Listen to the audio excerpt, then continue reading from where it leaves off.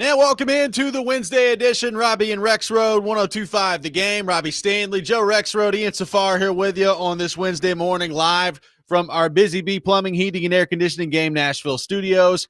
Home of the $99 yearly Beehive membership, where the buzz is always about great service. We got a whole lot going on the program here today. Paul Kuharsky will be with us later in the show. We got a full day of Kuharsky yesterday, a full day of Kuharsky coming up tomorrow, and his normal Wednesday spot with us today. So we will get into all things Tennessee Titans with him a little bit later in the program. We're going to get pretty heavy into the Nashville Predators coming up this hour as well as they begin their season tomorrow. So looking forward to that. So Preds fans, hit us up with your thoughts, 615-737-1025. We check now in parts unknown and welcome in Joe Rexrode to the program. Joe, how we doing? What's going on? Doing fine. That does sound like a lot of Kuharsky. It's a lot of Kuharsky.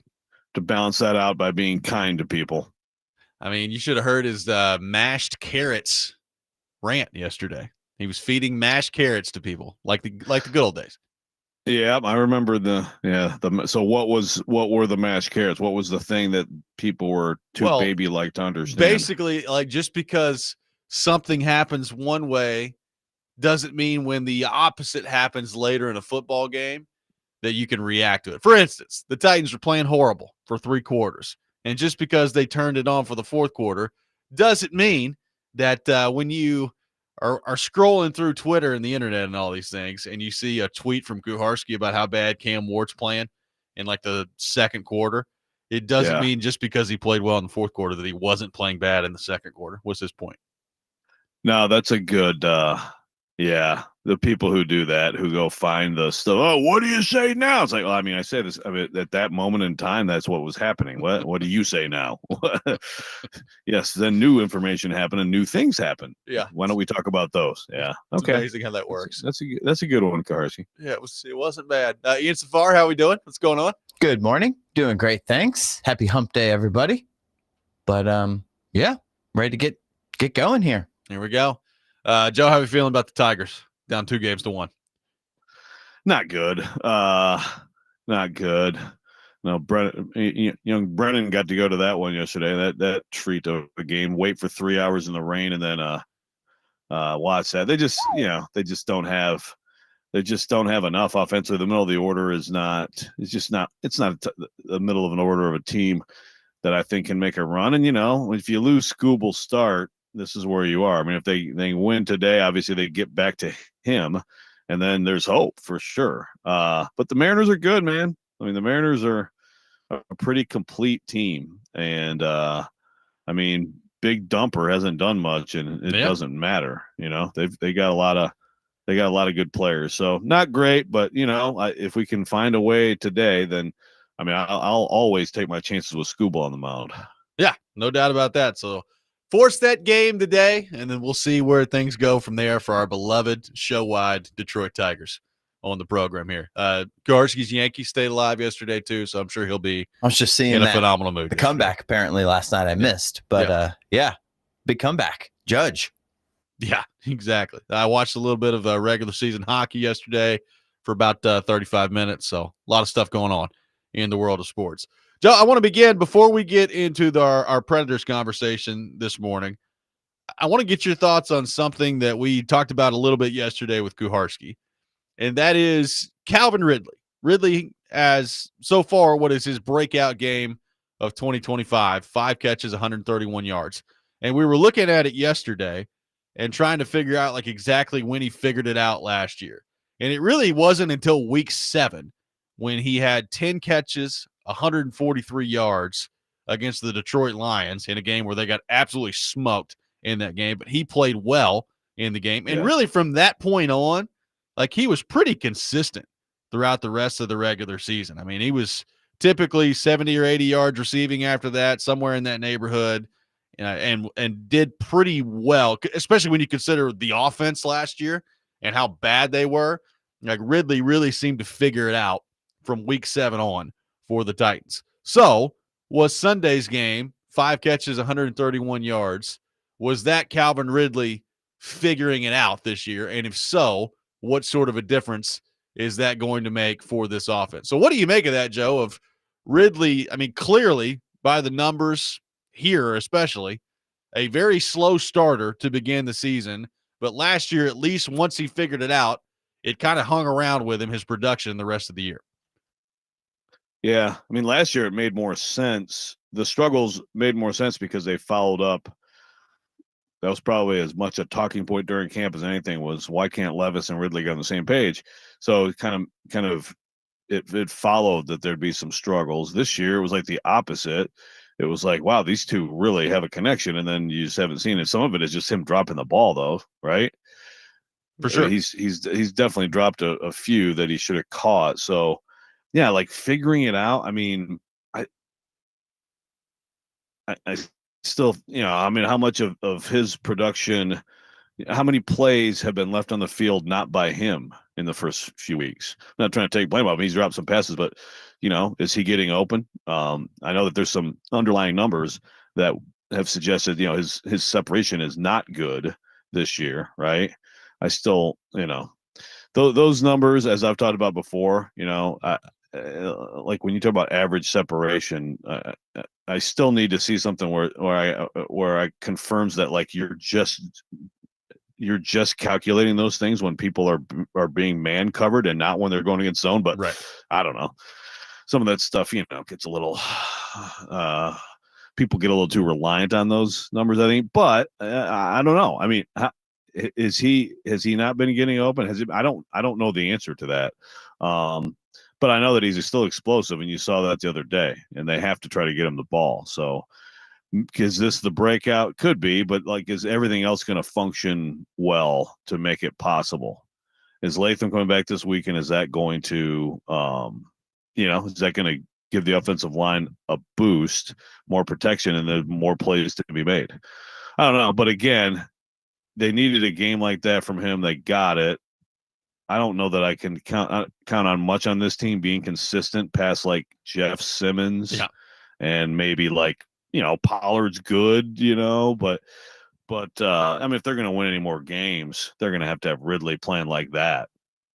Yeah, for sure. And, Kuharsky said yesterday he feels pretty good about Latham being back this week. So obviously, continuing to solidify that offensive line will help. It's just it's weird how it's played out with him. To your point, I mean, last year he and Levis struggled in camp, talking about Ridley, and it was basically until week 7 before they got anything going. I mean, he had that 2-week stretch last year at home against Indianapolis and on the road against Buffalo, back-to-back, weeks 5 and 6, where he was 0 catches on 8 targets against Indy and then 3 catches on 9 targets against Buffalo. So you're talking about 3 catches on 17 targets in a 2-week span last year. And that was 2 different quarterbacks. That was Levis and that was Rudolph kind of mixed in there to all that. So like it was, because you remember Levis got hurt against Miami, tried to come back and play against Indianapolis, and then got shut down after that. So it's, I guess last year is a little bit more explainable. You felt good about Ward and Ridley heading into the year, and he just really struggled. Like the first game, I guess, is even somewhat explainable this year because he saw a lot of Patrick Surtain, right? And you're talking about, if not the best corner in the league, certainly one of the handful of the best cornerbacks in the league. So, but that doesn't explain the drop balls and then the games after that just really not being a factor. So it was good to see him be a factor on Sunday against Arizona.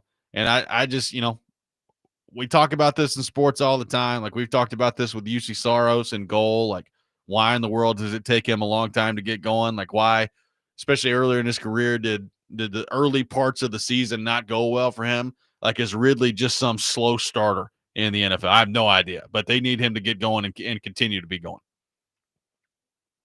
Yeah, no question. And again, I don't think it's been, like an issue with him, like, like say a Snead or somebody where it's like, I think that Ridley, is doing the right things and all that. And I think, again, a lot of times production in this offense, when at least at this point, when it's so up and down with so many different moving parts and overall not good. Yeah. Again, it's going to be hard to be consistent, but that's probably one of those stats that, like, in games where they have a chance to win, you're probably going to see production from him. I mean, even though I like Io Manor, although he didn't have a great day the other day, Ridley he has an acceleration that's different than anybody other than, I guess, DK, but he's obviously not right now a full usage receiver. So I mean, it's really important for them. And then, of course, we can get into if he does produce, then as we move toward the trading deadline, is he attractive enough to another team out there? Could he make enough of a difference? Did you mention Buffalo with him? It's actually not a terrible thought. Well, I mean, Buffalo, yeah. I mean, last year they got Keon Coleman was like sat down last week, exactly. And they could use some juice there. They got Diggs coming in and beating them, which I'm sure was enjoyable. I'm sure they love that. Yeah, good stuff. But again, it's like even if you internally understand, like, this year is, it's not going anywhere as far as like playoff run. Do you want to do that to your quarterback and take him off the field? If you do that, what does that mean for the offense? Does that mean DK gets kind of trial by fire for the last half of the year? Probably. That's probably exactly. I mean, maybe people finally get their wish and Xavier Restrepo gets called up from the practice squad. And all of a sudden, the offense is scoring 40 points a game. 615-737-1025 is our phone number. We got a whole lot more on the Titans to get into later in the program with Paul Kuharsky from paulkuharsky.com. We're going to switch gears coming up next. People are not very high on the Nashville Predators this year heading into the season. Do the Predators have the ability to surprise this year? We will get into that. Robby and Rexrode, 1025 The Game.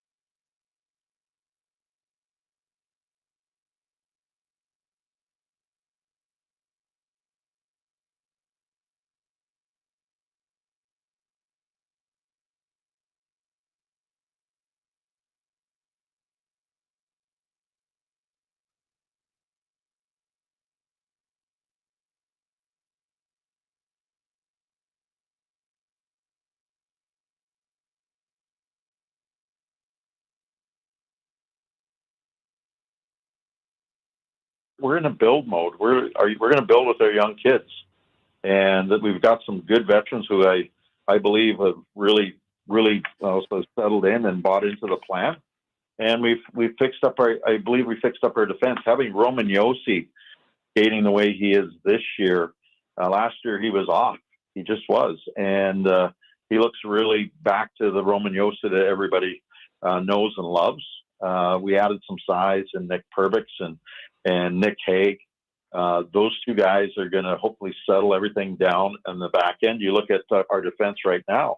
A number of members that were playing defense for us at the end of last year, they're not playing here right now. They're the depth in Milwaukee right now, and it's no indictment on them at all. They did a great job, but we're just deeper on defense, and by being deeper on defense, that will sort out for our goaltenders. Our coaching staff has done a really good job. They've tweaked some of the systems for our group, hopefully giving us a better chance on our 5-on-5. I thought we last year were not very good 5-on-5. We've got to be a better 5-on-5 team. I thought our special teams were pretty good considering the personnel changes and some of the holes that I created once we realized that we're probably not going to be there, and we were setting up for this year. That's Barry Trotz on with DVD yesterday. The season begins for the Nashville Predators tomorrow. A couple of home games this week. They've got Columbus coming up tomorrow to begin the season, so looking forward to that. Joe, it really doesn't matter where you look right now when it comes to the NHL season predictions. You know, those are all coming out. A lot of those came out yesterday in advance of the NHL season beginning. Doesn't really matter where you look. The expectations for the Predators pretty low. And I'll just I'll go to The Athletic here because they did this one season-long prediction that's got 35 responses on it, and it's basically there's a lot of different things that they kind of go through here. And one of those is which Western Conference teams will make the playoffs. And capturing 0.0% of the vote of the 35 responses is the Nashville Predators, along with Chicago, San Jose, and Seattle. So nobody picking the Blackhawks, the Predators, the Sharks, or the Kraken to make the playoffs at The Athletic. And like I said, it really doesn't matter where you look. I can't find anybody picking the Nashville Predators to make the playoffs. So we know the expectations very low for this team heading into this year. Matter of fact, really the only thing, Joe, that this Athletic poll really registers on with the Predators is, hey, who's the first coach that's going to be fired? And Andrew Burnett leads the way on that at 48%. So that's where things currently stand with the Predators from the external point of view heading into the year. So the question is, can they surprise? I mean, Barry Trotz talked about that earlier this offseason as training camp began of they have surprised each of the last 2 years, right? It was a really good surprise a couple years ago when they went on that late season surge and made the playoffs. And it was a really bad surprise last year with how bad they were given what they did in the offseason. So, Joe, expectations are as low about this team as I can remember for a Predators team in quite a while. Does this team, in your mind, have the ability to overachieve and surprise people this year in the National Hockey League? Yes, absolutely. Well, overachieving is, I mean, look, the bar's low on that, right? But I was one of those 35 people, and I, frankly, I didn't really like pause on like when what you do is you fill out the 8 that you think will make it. And I wasn't like, Preds. It wasn't really a thing. I don't think anybody did. No, but to your question, sure.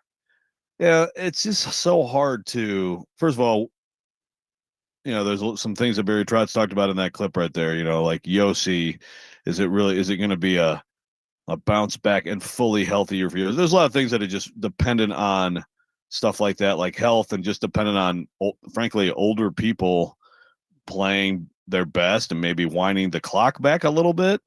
But there's also, like, if they get off to a good start, psychology and momentum, those things are real, and they can go both ways. And last year, it was a bad start, and they, there was all obviously, as we know, so much wrong with the whole collection of like the team, and it just was so disjointed and dysfunctional, and they tried everything, and we don't need to rehash it all. But what I'm saying is just even like a good start, like come out and win a couple games and build some confidence. Like there's still enough. Well, certainly there's enough accomplishment on this roster. There's enough proof of concept, right, of high level play that you have that, but also just the collective, just the playing like a team, and like I said, putting that momentum together, putting wins together, getting confidence, trying to snowball in the other direction. Do I expect it? No. Is it possible? Sure. I mean, way less crazy things have happened than like this Nashville Predators team exceeding expectations and finding its way into the playoffs. Yeah, like I look at it this way. I have very little doubt that they're going to be better than they were a year ago. And some people are going to be like, well, great, that's awesome. I mean, the expectations are for them to suck this year. I mean, I'm looking around the league. Everybody thinks they're going to suck this year. I mean, some people think they're going to be the worst team in the league. I don't think that. Like, I do buy into, how bad the defense was last year. I do think they've got a chance to be significantly better there. And I say a chance. I still am skeptical in terms of, Nick Hague. And I know he's hurt to begin the season, so we'll have to wait a little bit to find out. But like when he's playing where I think they're going to want him to play, which is in the top 4 and potentially with Roman Josi, what does that look like? Like, is he able to handle that? They have gotten bigger on defense. So how effective are they going to be at keeping people out of the middle? How much does that help UC Saros? But pretty much with every aspect of this team right now, Joe, there is question marks and hope kind of tied into it, right? Like you're hoping that UC Saros bounces back this year and that the last couple of years where he's had significant stretches in both where he's not played well, that ends and that he's back to being, a superstar goalie this year. You're hoping that your additions on defense make you a lot more formidable. You're hoping that year 2 with Marchessault and Stamkos, and by the way, a guy that we need to throw in that mix that probably gets left out of it too much is Brady Shea. Like he was really bad to begin last year, and I did think he started to get better when the defense around him actually started to disintegrate. Like I thought he got better. So if he's a lot better this year, I mean, it's a big deal for this team, but there's a lot of hope involved with that. I mean, the one thing that really gets me, that is really keeping me from believing a whole lot in this team, and I came out with my predictions yesterday. I think I've got them finishing 7th in the Central. And really the thing I can't get past is their center depth on paper is awful. Like their center depth is really bad. Now there's a couple of guys in there that are unproven, right? Like, I mean, right now their number 1 center is Brady Martin, right? I mean, I know that he and Ryan O'Reilly are kind of bouncing back and forth on that quote unquote top line as to who's doing the center work. But right now, like it's Brady Martin, Ryan O'Reilly, whatever you want to cut it. And then your number 2 guy is Svechkov. Your number 3 guy is Haula. And like Haula is a good player and has been a good player in this league. But what is he at his age right now? Michael McCarron, I like as a 4th line center, but they just don't have a lot of center depth. Like when you stack up their center depth in terms of accomplishment, in terms of where they're sitting right now, it's probably the worst in the league. If not the worst, it's towards the bottom of the list. Now, could that change if Svechkov comes in and is like really good this year, or if Brady Martin's legit at the age of 18? Of course it could. But right now, heading into the season, I mean, that is a glaring weakness on this roster. And that's the same old story over and over and over again. And obviously they're trying to address it. So what are the chances in your mind that either of those 2 things you just mentioned happen? That Brady Martin's actually going to be able to stick and give them at least a solid upgrade the position as a rookie and be there all year. And then also and or that Svechkov starts to look a little bit like a difference maker. Yeah, I mean, I'm skeptical on Martin from the standpoint of, do I think that he could play in the NHL? Probably. Like, I think with how much with what his game profiles to be, like physically, I think he can hold his own, even though we all know he's got to get bigger. But like, I think he's going to be fine. Like, I don't think he's going to look lost out there. But there's a difference between not looking lost and being in the top 6 and impacting the game. And I just don't know at 18. I think at 18, that's a lot to ask for him. So, I mean, if you're a Predators fan, he's going to start the season here. He's going to play tomorrow.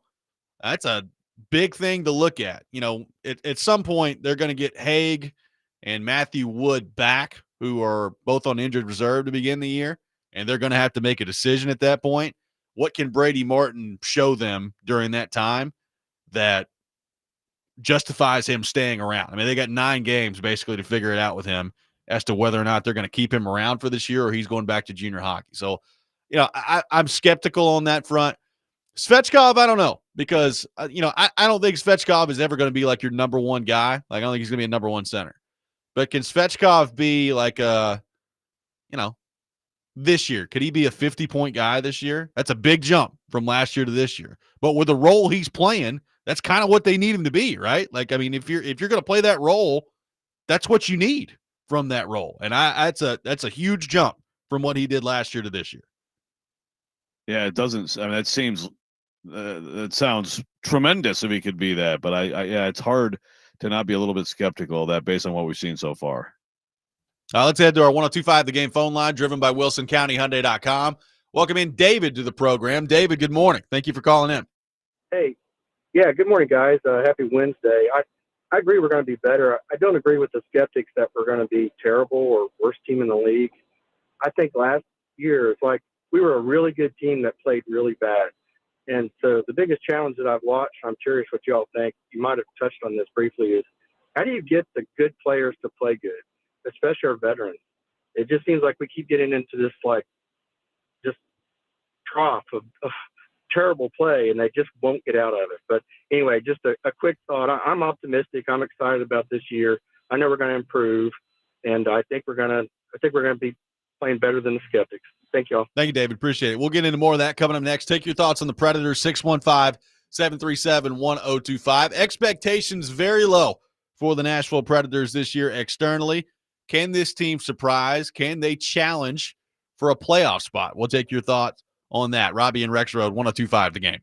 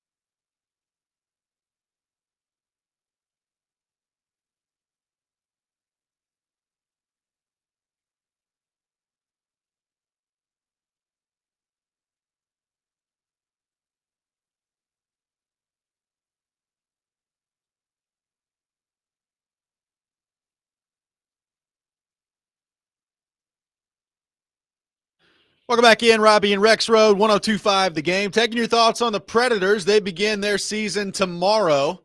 Expectations very low for the Predators if you look around at the prognosticators this year. Can they surprise? Can this team challenge for a playoff spot? Joe, to do that, I want to read a stat that Adam Vingan pointed out the other day that kind of shows what the Predators are up against. Preds missed the playoffs last year by 28 points. I mean, we know. I mean, it was brutal last year, the whole slog. And since 2005, 2006, so the lockout year that they came back after the lockout, there have been 4 teams that have made the playoffs the following season that missed the playoffs the previous year by at least 25 points. 4 teams during that entire span. You're talking about 20 years at that point. They were the 2017-18 Devils, the 2017-18 Colorado Avalanche, who missed the playoffs by 46 points the previous year, and the Predators got a firsthand look at that at the kind of the young bucks of the Colorado Avalanche that year in the playoffs. Yep. So that was number 2. Seattle missed by 37 points in what I believe was their first year, and then they came back the next year and made the playoffs. And then the 2022-2023 Devils missed by 37 points in 21-22 and then made it the following year. So, I mean, I guess the good news is those 4 examples are recent. Like, they're very recent examples because prior to that, it just didn't happen. So there's at least some recent history of it happened, but only 4 times in the last 20 years, basically, Joe, if you've missed the playoffs by 25 or more points, the following year do you make the playoffs. So the numbers highly against the Nashville Predators. They're making the playoffs. Yeah, and although Matt Duchene somehow tried to make a comparison between the Preds that he was on and those, baby Avs teams, that's the thing. Those were up and coming. You could see it coming with some of those guys. Certainly, you could certainly see it coming the year they made the playoffs, right? Like these guys are gonna be a problem for a while. Yeah. When they took on the Preds, pushed them to 6, but that's. That's what you want is you want to be bad because you're so young, and that's the last step of the rebuild. And now you grow into with all these excellent young players into a team that's competitive. And of course, the Preds are very much not in that situation. They're hoping that a lot of their older guys just are better and better together. Yeah. That's the thing. I mean, how much does that matter? How much does just like chemistry and stuff like that matter now that everybody's used to each other now? Marchessault's used to Brunette and Stan. Like, how much does that matter? Like, and do they genuinely have like a good chemistry now that can help them play better collectively? Yeah, and to David's call last time out, we heard a clip from Trotz a couple of last segment about some tweaks that Andrew Brunette has made. Well, what is that? Like, what does that look like? What kind of tweaks are we talking about?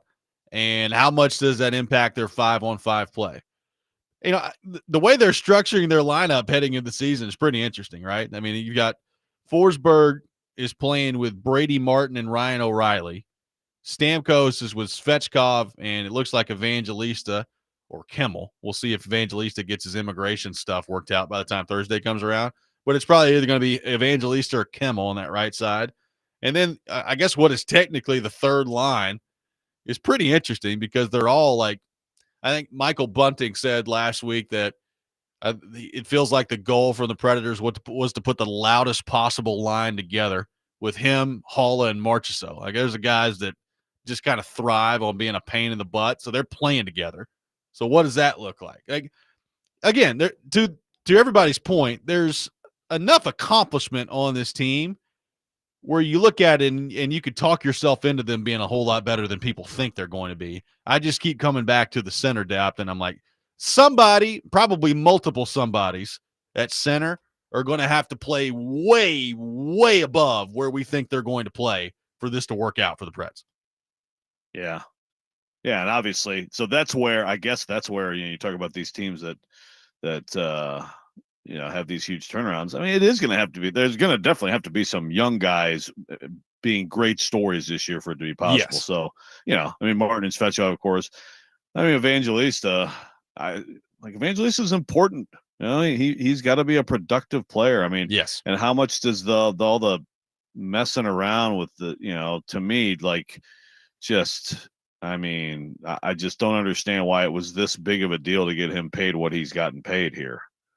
To like, how much does that cut into him early in the season, if at all? Yeah. But I mean, you think it might, right? Oh, it might. Yeah. I mean, look, I have no doubt that he's in shape, and he's, it's hockey. It's not like it's like football.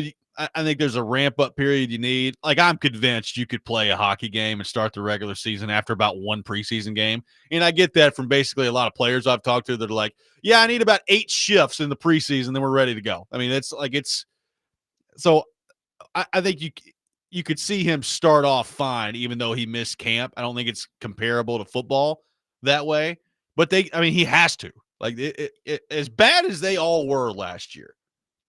Last year I think was an extreme of how bad everybody played.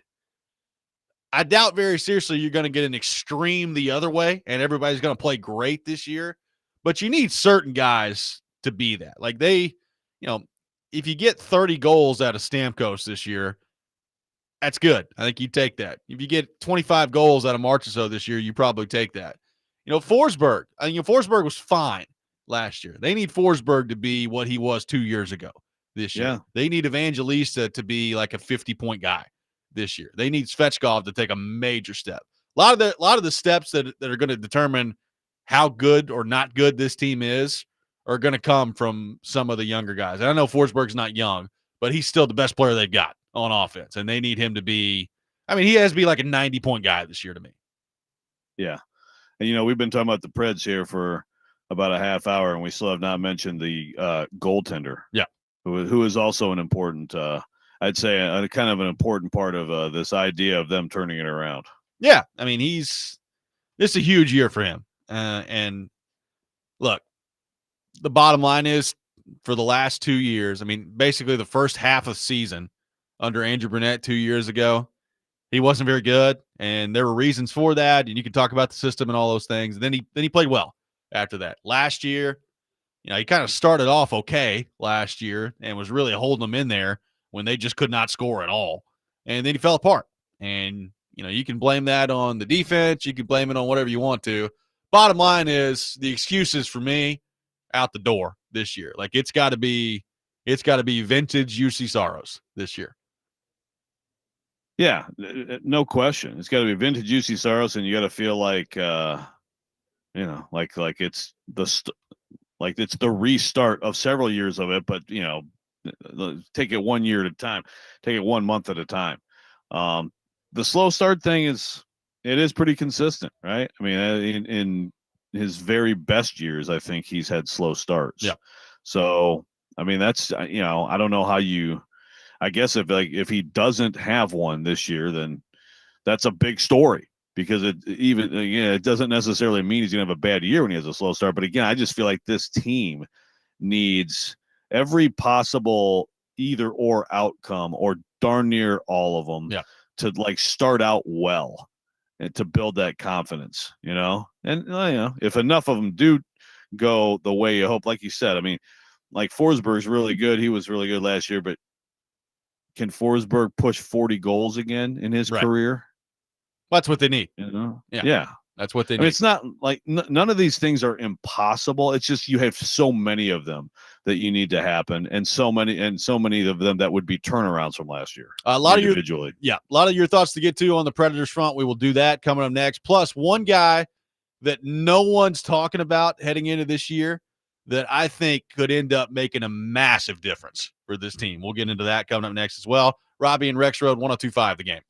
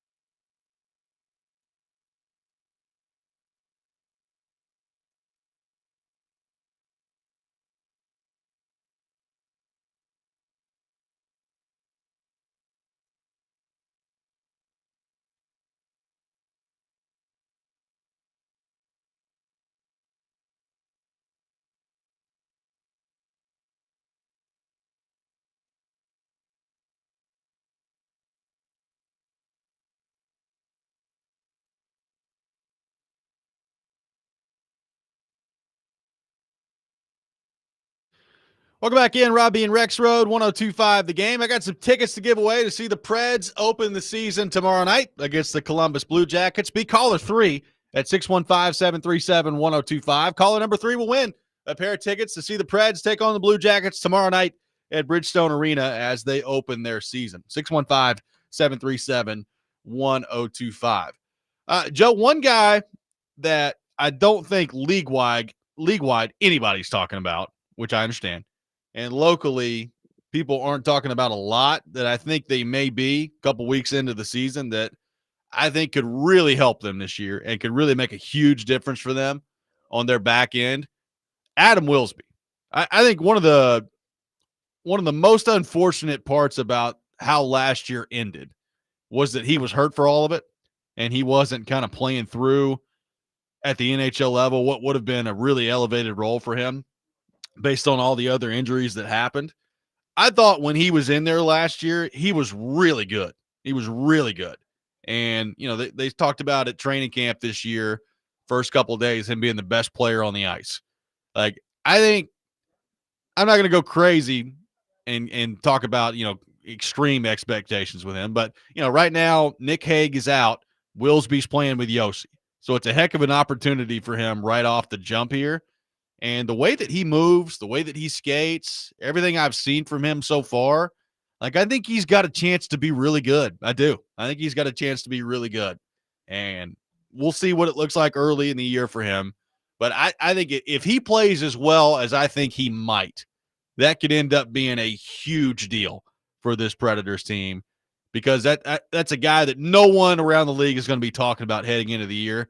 That may end up being a really good player for you. And they need guys like that on their roster right now. Yeah, that's exactly the kind of thing you need. And there's always guys like that are under the radar, young guys who, you know, I mean, the rest of the league, you're going to find out when they actually make an impact in the league. The Preds just they need that so badly. They need stories of young guys who are actually exceeding expectations, and less of the stories of the first round picks who, why are they still in Milwaukee? And, oh, I guess they're not that good. And, oh, I guess they should go back to Milwaukee. I mean, we focused so much, obviously, last year on the offensive struggles and the center depth and all that stuff, which are all good things to focus on. But I don't think the defense got enough attention for how much of an issue it was. And obviously that gets into the Saros discussion too, you know, of if you do shore it up and all of a sudden you've got a more dynamic group there, cohesive group there, you can be more physical, like you said, keep people out of the middle better. You know, what does all that do for your goalie? Yeah, it's a huge part of this year. And I mean, it should result, if you believe them, it should result in a much better year for UC Saros. So we'll see if it plays out that way. Matthew from Jolton on the text line says, one thing I feel like no one talks about is how long it took Stamkos, Marchessault, and Shea to settle in. Got to figure that Stamkos spent over a decade in Tampa. Marchessault, one of the last remaining misfits in Vegas. They set deep roots in their new city. And Trotz has talked about that in camp so far, Joe.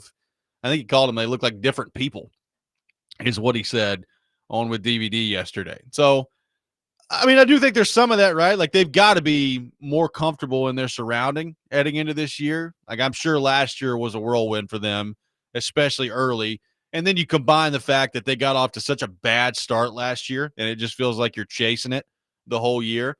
You know, kind of having that fresh approach is going to be interesting. I mean, I guess those two specifically, Marchessault and Stamkos, number one, I mean, you're talking about in their mid-30s now. So what's that going to look like from a production standpoint? What's that going to look like from a foot speed and a health standpoint? And also, you know, the adjustments, the tweaks. I have to think, Joe, that whatever adjustments Andrew Brunette has made to his system have the whole team in mind, but they probably have specifically those two guys in mind. Like, I think those two guys got to be a big part of it. So what does that look like this year? And can they maximize whatever the top level is for Stamkos and Marchessault at this point in their career? Can you maximize that this year? That's a huge part of this team. Right. And to Matthew's point, I think that's a an important thing. They have been talking about it, but it's like, okay, you're not worrying about where's everybody going to school and moving in and all those things. And so on top of just like being in the system and with these teammates for a second year, you also have more like your life's more normal, but then you also then weigh that against age and how much of last year is just like the reality of the clock ticking and how much of it was just an off year, and that there's actually that higher level of play is still there for one or both of those guys. Oh, and then there's and then a bunch of other guys too on the team. Well, and then there's the elephant in the room around all this as well too, Joe, and Skylar brings it up, talking about how crucial is a fast start for the Preds and Brunette. If they start out 5-10, is Brunette fired? I don't know the answer to that. I know that in like most organizations, and I said this last year at the end of last year, most organizations, he's probably fired at the end of last year. In most organizations, if they start slow this year, he's probably definitely fired. I'm not going to take it off the table. Barry Trotz is extremely patient, and I think he's going to be extremely patient with the coach. But, Joe, if they start slow, which would be the third year in a row under Brunette that they've started really slow, that to me I think is going to be really hard for him to overcome. Like they need a fast start, or I guess at least at worst not a disastrous start in the worst way here for Andrew Brunette and his sake. No question. And so then he'll be the focal point if they do have a disaster start, but also you'll know quickly. Everyone around here will know. It's kind of like the Titan season right now. I mean, it's only 5 games old, but we know that they're fighting for the number 1 pick. Right. Now I definitely think that the Preds certainly have a better chance of surprising and being a playoff team than the Titans did before we ever saw the Titans take a snap. I mean, there's certainly enough talent. Again, even if it's aging and it hasn't fit well together, there's enough talent on this team to be a playoff team. Again, a lot of these same names on the same roster we read off last year were like, so what do you think? Conference final or bust? Right. Or is that's about right? Right. So, but yeah, if the start is crucial, I think it's crucial for, again, Saros has slow start. So just a decent start for him. But I think it's huge for the young guys. Obviously, Martin is a big part of the start. But these guys, working together, these new lines, I mean, all of it's so important, obviously, for Brunette. And I just think it sets the tone. The first couple weeks, if they're even just hanging in there and win one, lose one, that you can live with. But like you said, if it's like 5-10 or something like that, then it's just going to be, it's going to be just when on him getting fired. And then it's going to be another long year. We've had a lot of long years around here lately. We sure have. And I really hope that this team can avoid one of those. That would be great. We will have Andrew Brunette on the show tomorrow. He will join us at 7:30 tomorrow on the program with Kuharsky and myself. So looking forward to that coming up. So coming up next, we're going to switch gears. There's a person in sports that got unbelievable hype heading into the year, and it has not gone well for him so far. And what do we make of it to this point? We'll get into all that coming up next. Robby and Rexrode, 102.5 The Game.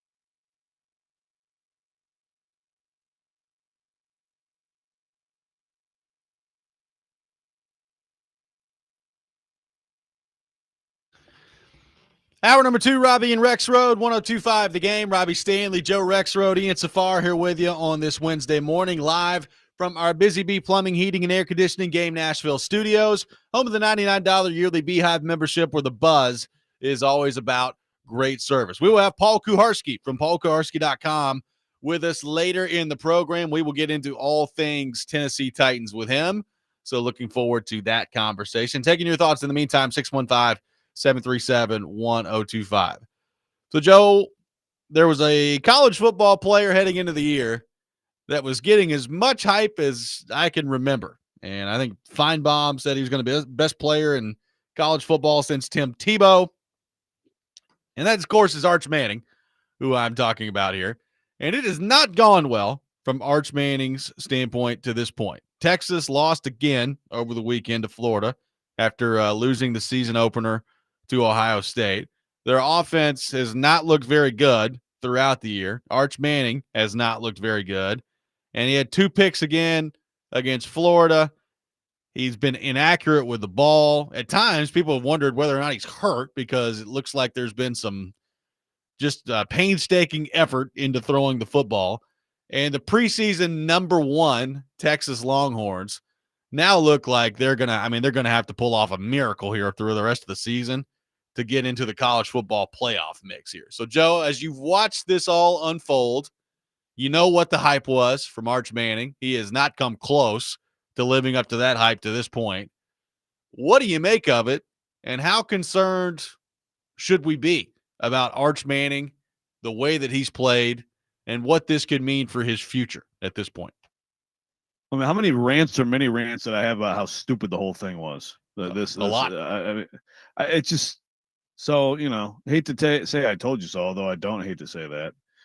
But I think the problem now gets with people who just assume, oh, yeah, 5-star, Manning, athlete, what?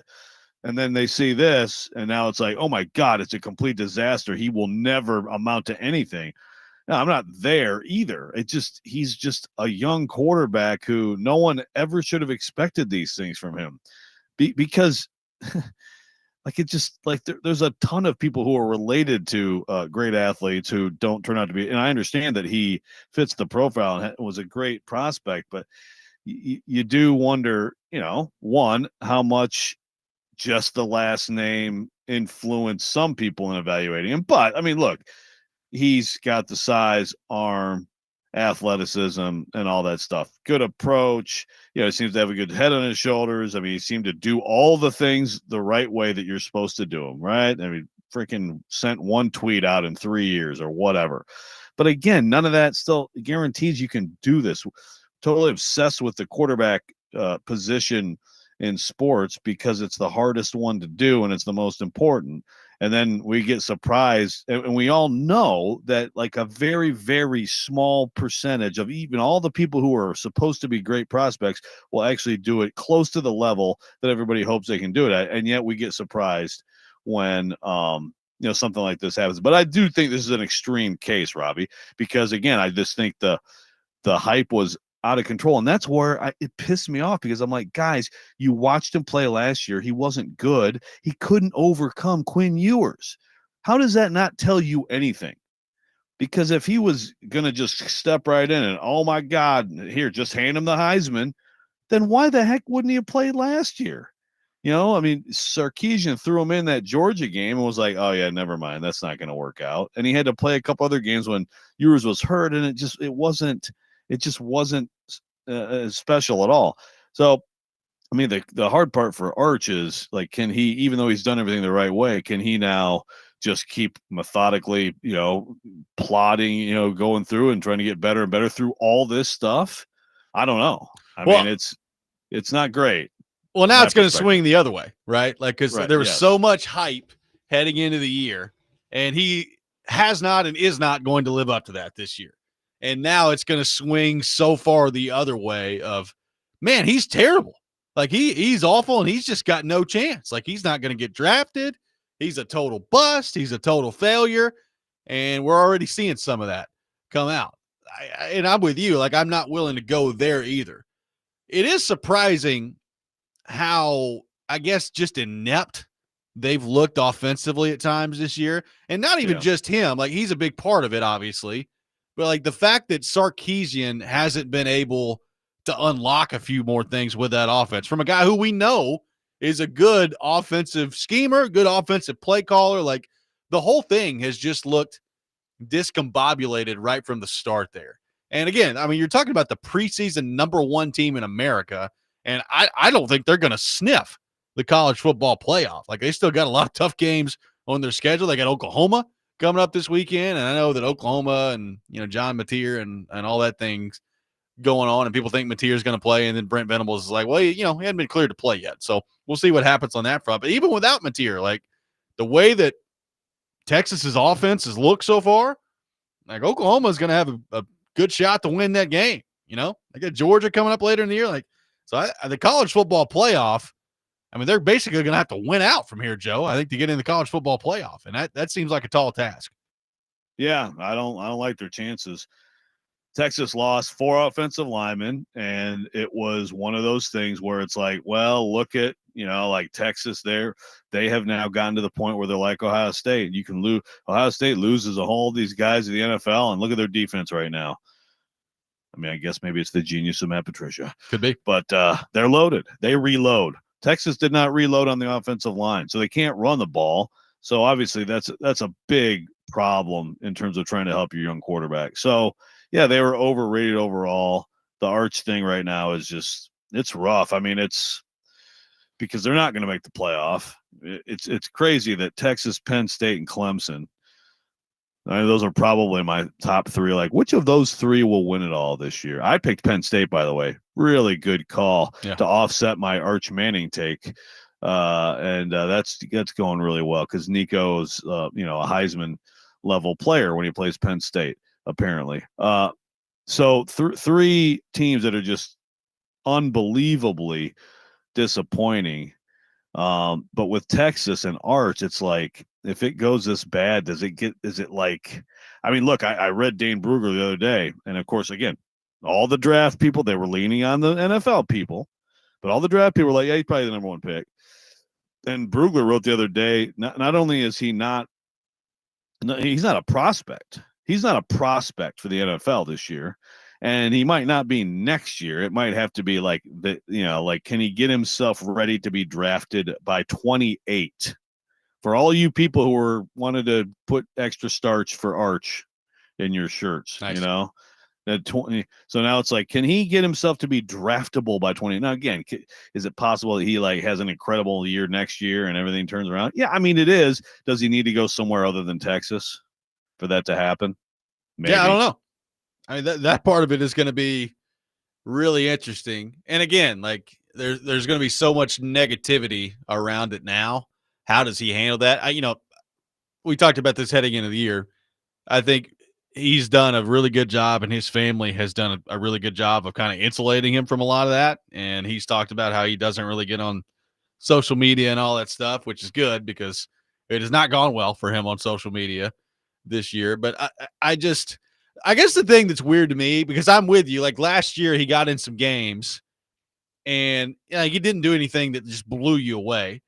But he also just didn't look as downright bad and inaccurate as he looks at times this year. Like, I think a big part of what's going on is he's just not seeing stuff, Joe. Like, he's just not seeing things that are in front of him.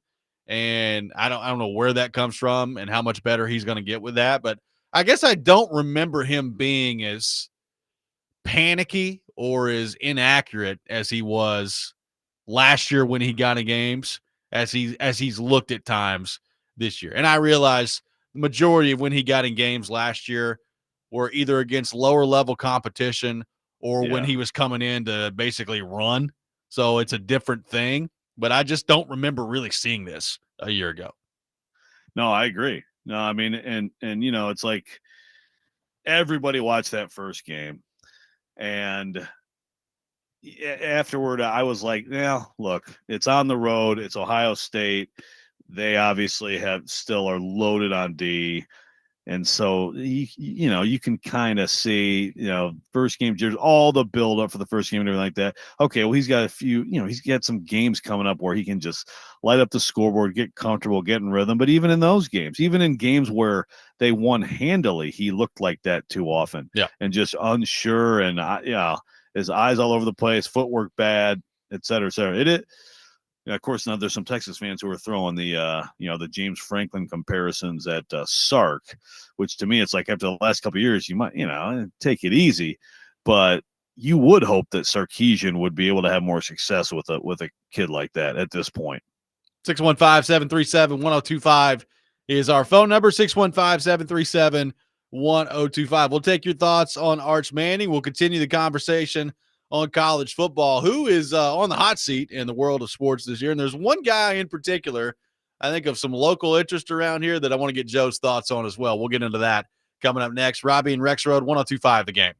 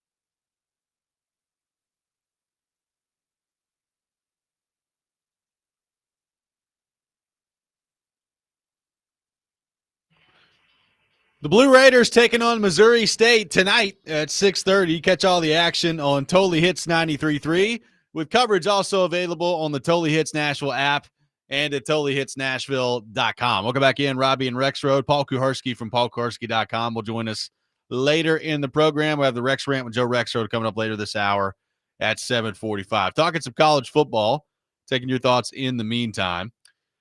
Joe, I want to get your thoughts on James Franklin. So James Franklin and Penn State, they head out to UCLA, and they lose to just a dreadful UCLA team. Nico Iamaleava looks great in the game. You got Jerry Neuheisel out there calling plays. Apparently had like 2 days notice and got out there and just dialed up enough stuff to just destroy Penn State in that game. And that's back-to-back losses for Penn State. They had national championship hopes heading into the year. You were not the only one that picked them to win the national championship. But it's not going well for them right now. And I believe they've got Ohio State on the road coming up later this year as well. So that's not good for Penn State. So what do you make of the conversation around James Franklin right now? As you would expect, a lot of Penn State fans very upset in the aftermath of the UCLA loss. We've talked about Penn State before. They kind of always feel like a team that's really, really good, a program that's really, really good, and they beat people who they're supposed to beat for the most part. And then when it comes to the high-level matchups, they just don't win them. And that has been kind of the story around them under James Franklin's tenure for sure. So what do you make of where he sits in the Penn State program? You know, a massive buyout that it would take to fire him if that's the route they decided to go, and where things go from here with Penn State in that program. Yeah, it might get real ugly now with the fans. I think it's already done that at times before, but like you said, for the most part, like I know that his 11 years plus are, for example, a higher winning percentage, everything like Joe Paterno's last 11. If you compared those two, he's done a really good job. And you can count on, and look, they won 2 playoff games last year. Yes, they weren't against, they were SMU Boise State. So some people would be like, well, that's not a top 5 team. Doesn't count. I would argue that if you win a playoff game and then win another playoff game, one of them at a neutral site, those count as winning big games. The problem for Franklin with his overall record is that most of that terrible top 5 record is built on losing every single freaking year to Ohio State. He's beaten them once, but again, it's like they're better. Like every time they line up, like, well, Ohio State, like Penn State's really talented, but that Ohio State team is just more talented. So there's a little bit of an excuse there. But this loss to UCLA is a killer. First of all, I think it's going to keep them out of the playoff. I mean, like you said, they're at Ohio State. I think they also have Indiana ahead.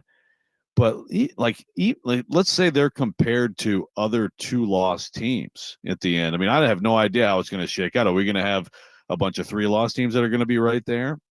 Or is it or the 3 losses going to be screwed because there's going to be so many 2-loss teams that are compared against each other? But all I know is even if Ohio State wins out, now granted, that would be a win at Ohio, or Penn State wins out, that would be a win at Ohio State.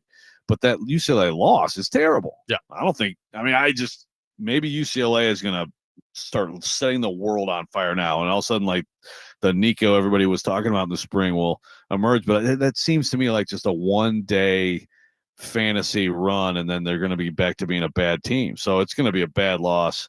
I just think with Franklin, it might be time to look around on his own. It's hard for me to get to them firing him unless I guess the whole season totally collapsed.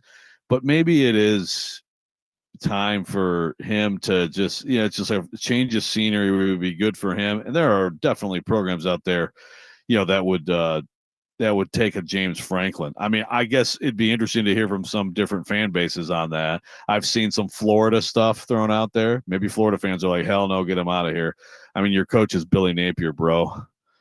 There are other Billy programs. Responds when his back's against the wall, baby. He responds. Yes, he does. Yeah, that's right. You got to watch out for those Gators now. I mean, the thing is, like, they actually in that game did look like they looked like the team they're supposed to be. Oh, Lagway's good. Look at some of these throws he makes, and then like they got talent on both sides of the ball. But again, it's too late for them too, I guess. Is it too late for Billy? I don't know. But I feel like with James Franklin, he he needs to maybe just look at another place. It just doesn't, because at some point it gets, even though he's had great success, it does get toxic.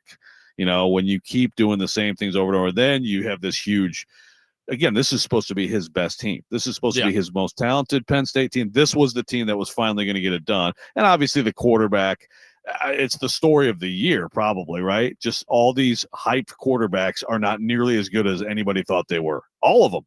Klubnik. They look scared to throw the ball with him at sometimes. Yeah, right. It's and it's one of those things where it's like you started to see a little bit last year, but I was like, they still has to take a big jump this year. But obviously, I thought he would. I picked him to win it. So, and he hasn't done that at all. He's one of a bunch of these guys who were in discussions as QB1, and it's like, it's amazing how disappointing the overall top shelf quarterbacks in college football have been this year. So we obviously also know about Billy Napier and him being on the hot seat of Florida. I'll throw another one out you that could be really enhanced this weekend. Auburn, Georgia is coming up this weekend, and Auburn's coming off the bye week. Jackson Arnold's looked bad so far at Auburn. They can't protect anybody, and Hugh Freeze it's not gone well for him at Auburn to this point. If they lose, particularly if they get smoked by Georgia this weekend, it's going to get real loud, even louder than it already is on the Hugh Freeze front. So it's funny because I was looking at this and I double-ticked. Because I know that stadium, the game's at Auburn, and weird stuff happens there, as you know, Joe. Like it's a weird place where we've seen a lot of weird stuff go on. But I looked at the line, and I was like, really? Georgia is a 3.5-point favorite against Auburn on the road there, which was an interesting line to me. I thought it would be a lot more than that, but a 3.5-point favorite on the road at Auburn. So that's a huge one for Hugh Freeze coming up this weekend. Yeah, that's low. I would have guessed more than a touchdown on that, even on the road. And granted, Georgia has not. This is not Georgia of 3 years ago or 4 years ago, but still a potential for them to, as you said, dismantle Auburn in this game. Early on, Auburn was playing better, and you're like, okay, maybe Hughes, they've got something here, but I'm with you. It could get nasty. That's. Hugh Freeze there's another one like with the Arkansas search, which I think Tennessee this week will start burying the stupid idea of Bobby Petrino getting that job full time. To me, he'd have to have like an unbelievable run at the end of the year. I know there's a couple boosters there that are pushing him, but like that's just ridiculous. But what about a Hugh Freeze? What about a Hugh Freeze? Not appreciated at Auburn. Here at Arkansas, you'll get the time Hugh, or is Hugh's time passed as a really highly effective high major football coach? Well, I think the natural step for Arkansas should be just look in state and go get your boy Butch and just take that next step. Go from Arkansas State right on up to Arkansas back in the SEC. He's got SEC experience. Had a couple 8-win years in there, Joe. I think it's time for him to come back. Hey, man, he may be free soon. I don't know what he might be. It's not going great for Arkansas State, right? What are we looking at here with Butch? They got blown out by somebody a couple weeks ago. Yeah, they got beat. They got beat by Arkansas a few weeks ago, and then they got beat by Kennesaw State. 28-21. They got beat by Louisiana Monroe, 28-16. Not going well for Butch. No, it's a tough one for Butch. And you know what? That's kind of who, when I thought of like Hugh Freeze, like people have a window, when sometimes the window closes and it's like, you kind of got to go. So maybe Hugh Freeze needs to be someone's OC or I don't know. Would an Arkansas fan be excited about a Hugh Freeze? I don't think so. I think that there's definitely the groomers are. Oh yeah, the groomers are swirling down there. And again, like we've talked about, okay, is that really exciting? Like, you're going to have a lot of attention, and it's going to be, it's going to be a big story and big splash. You're going to crush the press conference. But is John Gruden right now ready to come in and win big in college football? Like, does a Bill Belichick absolute steaming pile of disaster in Chapel Hill, does that give you any pause with some of these other like NFL guys who really haven't been a college football coach ever? I am I think it confident. might. I am confident that John Gruden would be a better college football coach than Bill Belichick. Confident. I agree. I agree that I mean, it'd be hard to be worse than what is going on with Belichick, but I'm not confident that he is going to come in and just turn a program around and like turn an Arkansas into like an SEC contender, right? I mean, that's the promise. If you and by the way, if you, I mean, they'd have to pay him a lot. Yeah. Oh yeah. So, but yes, he would definitely be better. I mean, Belichick's out there like, making sure they don't tweet about Drake May. Yeah. And then they tweet about him a lot. Then they canceled the documentary that apparently they were doing. Just good stuff going on. Yeah. I'm sure there's some great footage right now that we'll never see. 615-737-1025 is our phone number. A couple thoughts on the NFL front and the Titans front I want to get to coming up next. Paul Kuharsky will be with us later in the show as well. Robby and Rexrode, 1025 The Game.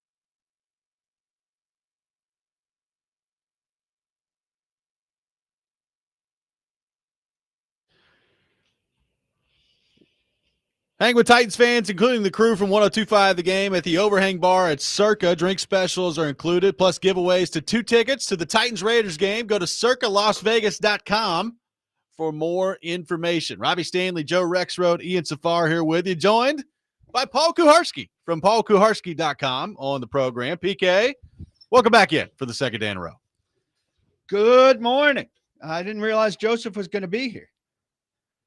Hey, look, Joe. Oh yeah. What a treat for you. What a treat for me. I texted him last night because I wanted his help on something. And I said, "Are you crunk?" Because I thought, he'd be out partying drunk. But he didn't get it until this morning. And I think he thought it was kind of a booty call situation. Then this morning, he answered it very early. And I'm like, "You're up awfully early for vacation." And I didn't realize he was on the air. Yeah. So there's a lot of confusion going on between Joe and I. How's the how are you doing all the things to maintain gout? Well, I actually I've allowed myself. I actually did something that'll get me gout again. I've allowed myself a little bit of beer and a little bit of red meat. How's that going? Never learned. Well, I said a little bit. Okay, so it's going fine. Now I'm not gonna 8 ounces and 32 ounces of beer and 8 ounces of steak. I didn't count it up exactly, but I would say probably. I think I've had like maybe 5 or 6 beers the whole week. Here we go. So like that's just I just really like beer. When that flames up, when that flames up, don't come crying to us. Just make sure we know. Just make sure we know that there's a flare up. Just head to Functional Medicine of Tennessee. That's right. Yeah. And I haven't had it's very tempting when you're near water. I mean, I'd eat shrimp, crab. I'd eat all that stuff every day if I could. I've had none of it, not one bit of it. I think you should break down by the end of the week. Well, I mean, look, if I keep dancing with the devil here and my foot still feels good, then I mean, at some point I'm going to have to dive into like some shrimp and grits, right? I think you should. We're going to have a big problem next week. Just a big problem. I think you should show no willpower. And, if you make it to Thursday, which is only tomorrow, with no problems, you say, look, clearly I'm past this thing. Yeah, I should, Kuharsky's rooting so hard for another gout attack. On Friday, I deserve a shrimp boil and some meaty beer. Yeah, some shrimp. Yeah, nice. A shrimp boil, just all the shrimp. Yeah, maybe I will. You could drink the juice. There potatoes and corn in there and some sauce. Yes, but mostly shrimp. Yeah. The more we talk about it, the more I want some. But we'll see. We'll see how maybe it goes. Someday you could be like me and get gout. Kuharsky's rooting so hard for another gout attack. It would be nice. I'm just rooting for the show. I'm not rooting against you. I'm rooting for the show. Well, either way, like we talk about gout a lot. So I mean, even if I don't get it, like we make sure we explore the topic of gout very thoroughly. Let's be clear. It's better if you have it. Sure. The more flare-ups, the better for the show. Well, maybe I can get a real-time video of the flare-up, and I can like slow-mo it, and then you can see time lapse of the gout. We've not seen the visual. I mean, this thing would be viral. The only person who's seen the visual is me when he propped his foot up next to me for the entire show one time. It's like, wow, there's Rexrode's foot just out and exposed. How you didn't get video of that? It's big disappointment. Well, I was trying not to look. Trying not to. Averting his eyes and getting viral video at the same time is a tough assignment. You're the male body parts video guy around here, not everybody else. So. It's true. Yeah, unlike you, I haven't had a flare up anytime lately. I think I have a foot thing. There was a move made in the National Football League yesterday with a quarterback. Joe Flacco traded from the Browns to the Bengals. So I ask you both. PK, we'll start with you. Is Joe Flacco enough to keep the Cincinnati Bengals in the mix while Joe Burrow is out, in your mind? In the mix? Like for the playoffs? Yeah. No. I mean, they're out of the mix already, aren't they? Why do this then? I think they want to not embarrass themselves on a weekly basis. I mean, it was a pick swap. I mean, they're 2-3. They're in a division that's not very good right now. I know Baltimore's in there, but they're 1-4. Pittsburgh's 3-1. We'll see if they can sustain that throughout the year. I mean, my answer is the same. Like, I don't think Joe Flacco is good enough to come in and keep them afloat during the time, but he's certainly going to be better than Jake Browning, who has been objectively terrible. This another the surprises in the NFL are just never ending, and it's what makes it so great. Traditionally the best division in football, and it's not close to that right now. I haven't scanned around to see who is, but it certainly isn't them. They're not sending two teams to the playoffs, barring some major turnaround. But the AFC South will. Yeah, true. Right. And the AFC South is trending very well to do that. But I just don't think Cincinnati has the horses. And Joe Flacco, if he was any good, Cleveland would want to keep him. Apparently, they weren't interested in Jameis or in Russ. Apparently not. So that tells you the Browns' evaluations of the veteran quarterbacks out there and who are gettable. But Flacco is not the most mobile guy around, and Cincinnati, I don't know about their protections. And it goes to show you that, and we were talking about this in the press room the other day, like if a backup quarterback flashes, and you do have a chance to trade him. I mean, a lot of Titans fans wanted Jake Browning, and I would have backed the Titans getting Jake Browning based on Callahan's experience with him and how he played. But virtually all of those backups who play and have a good stretch, it's a flash, and they're not, in fact, good.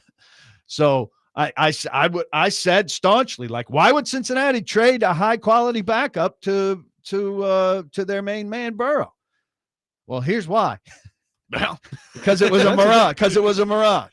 But I mean, he was actually good, like, for like several weeks. Yeah, multiple games.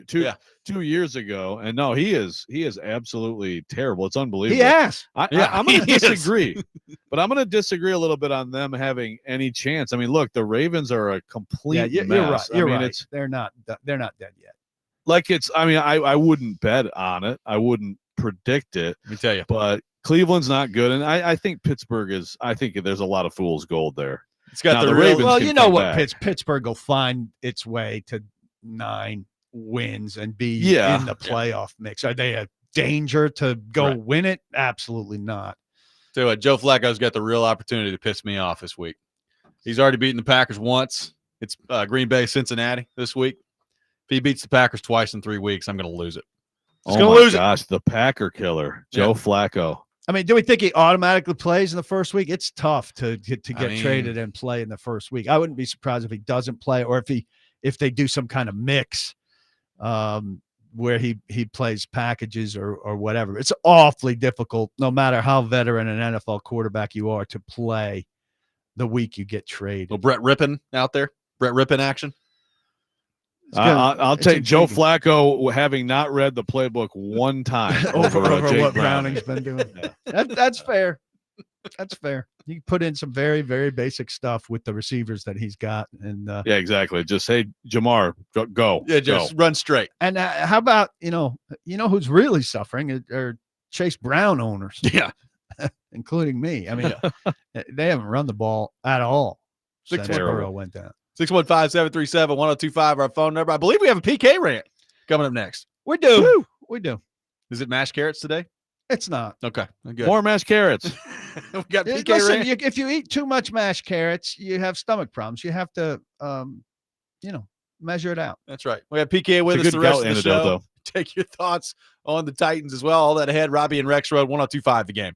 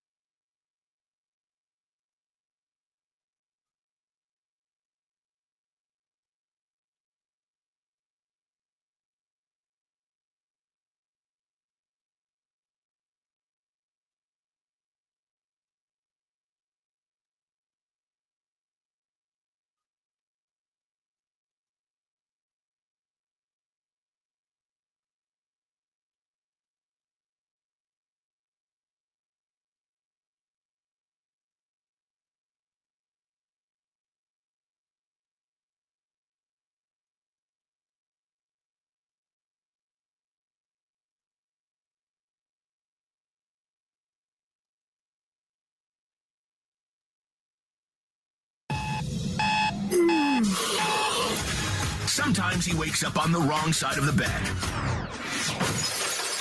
And sometimes he's just, well, Joe. Awkward moment. Let's do it. This is the Rex Rant, now on Robby and Rexrode. Ooh, baby. I would let them pee around the field. We ass, we in. We love, we ass. Where's the discipline? Yeah. We need a hard ass in there. So it's a nice mix of mushy toilet paper. I would take Manning blood and drip it around the Titans practice field if I could. Archie, I made a roast for you tonight. Well, I'm not a peeper like you. Why do you We go know. to the absolute gutter? How are we crossing streams when he's from Boston? And I hate Boston. White Sox! White Sox!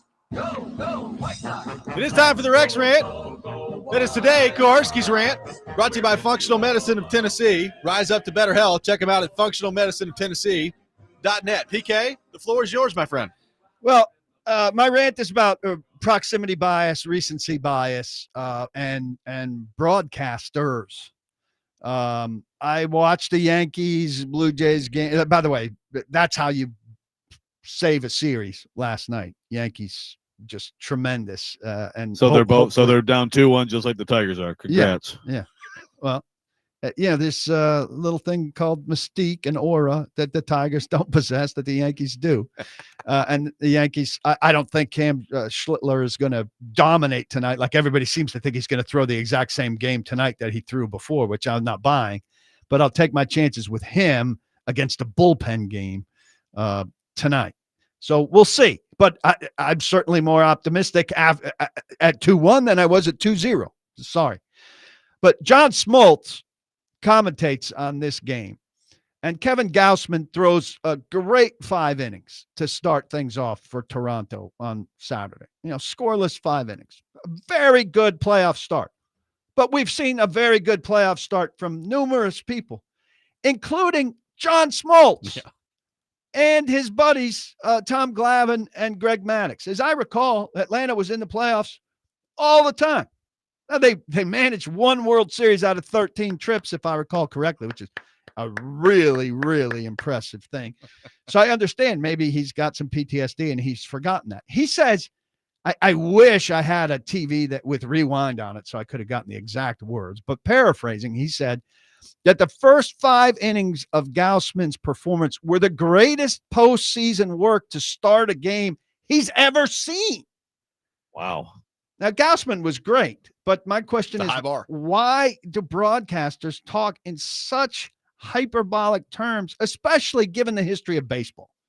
I mean, there's been postseason baseball forever.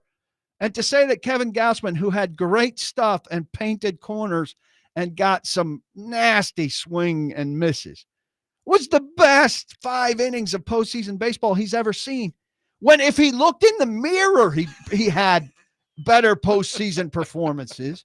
This guy's blind to his own work because he has to hype the moment. If you overhype the moment, you actually hurt the moment. So stop with this thing where what you're watching has to be the best. You don't have to make it the best in order for us to enjoy watching it.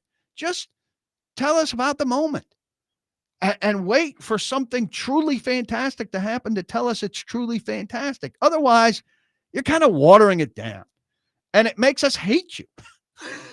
It makes me hate John Smoltz, who I respect and I like, and but I think the guy has no feel for his own career, and so I now think John Smoltz is an idiot. That's my rant. Don't overdo it on the broadcast. You have to make the moment bigger than it is in order for me to stay on the game. No.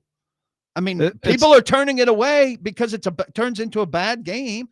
But if I'm a Yankees fan or a Blue Jays fan, I'm watching it. So just call it. So it's a fair criticism for sure, and it happens too often. You actually think John Smoltz is an idiot because of this thing, one time of overhyping something? Well, it leads me to believe, and I'm not paying close attention to John Smoltz as a broadcaster. You can believe that. But if that's how he broadcasts, yes, I believe that's how he broadcasts. Well, you haven't seen many broadcasts from him. I don't concentrate on broadcasters. I try to blank them out and make them nameless and faceless so that I don't have a huge enemies list. Otherwise, it would be as long as Nixon's. What if they're But- good? You don't want to remember the good ones? Good ones catch my attention a once good in a one. while. Well, he's not a good one if he's doing that. He's not. That disavows This the is a goodness. mistake. Agree. This is one mistake. You only It's a get so good- many before I'm like, I'm out. One. You get one. Well, it does make you wonder if he's overhyping that. What else does he overhype, Joe? Yeah. If Kevin Gausman's thrown the best 5 innings in postseason history, I can only imagine what somebody's good bunt goes down as, God, you God, must- I was typing out a story last night, so I wasn't listening to him. But that Aaron Judge home run must have gone down as the. I mean, that was actually really The something. greatest home run in baseball history. Yeah. pretty good stuff. I mean, it's Yeah. as multiple people pointed out, you must absolutely despise Chris Collinsworth because he does that every week. Well, I just That's the greatest thing I've ever seen. I do. I mean, the bigger problem is that everybody is great all the time. And part of that, I think, in football in particular, is just the $1 billion contracts. I mean, it feels like there's just a tacit agreement that nobody's bad ever in the $1 billion thing. Or you just want the product to be fantastic because you paid so much money for it. And look at this guy do this. And when the guy drops the ball, you go, that was a really tough play there. That's a really tough play for Calvin Ridley, who's dropped 9 balls in the first 4 games. C from Franklin says, my biggest takeaway here is that PK doesn't have a receiver that he can rewind the feed on. Are you watching on an old CRT TV? Bunny ears? Come on, Paulie. It's a hotel room. It's a hotel room. Get the hotel room. The remote on the hotel room doesn't have a rewind? We got to get the hotel Have room we found a modernized. hotel room that has a rewind? I mean, button? I think I've Why are been you to living one, in a hotel room? I was on the road On the covering road the and- Titans' dramatic win They played against on the road. Arizona. That game was in Arizona. You familiar? Wait a minute. Wait. This, Didn't this this call did not happen happen last last night. This was, No. this was Saturday. Saturday. Oh, okay. I apologize. It's okay. Now it all makes sense. Your rant doesn't entirely, but that more of it does. It's starting to come together for me. Taylor says it was the greatest home run in baseball history. The broadcaster said Judge hit the pole on purpose. He's like, just Aimed it. pinpoint accuracy out there. Well, it was they're scripting like the NFL, man. Oh, yeah. Dennis says it's the greatest start to a radio program I've ever heard. There you go. Now that's believable. that one The doesn't greatest seem rant hyperbolic. human This has is ever the dawned greatest on. rant in human history. I mean, that there we are just certain heard. things that are not hyperbolic. Joe's got the best case of gout ever. Multiple cases.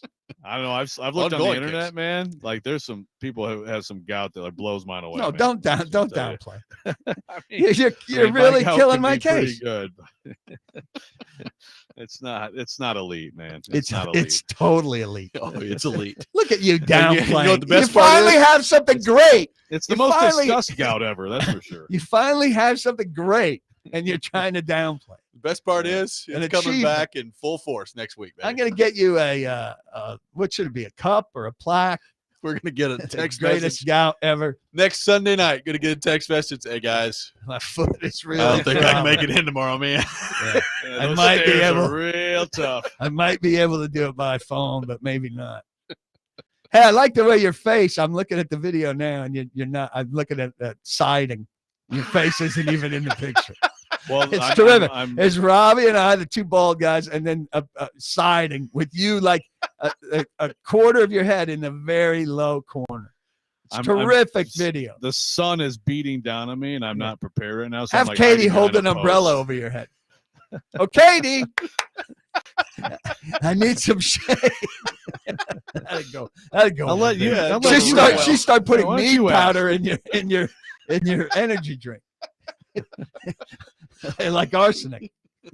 Lace your drink with mead. 615-737-1025. We got Paul Kuharsky with us the rest of the show. We'll get into all things Tennessee Titans with him. Robbie and Rexrode 1025 the game.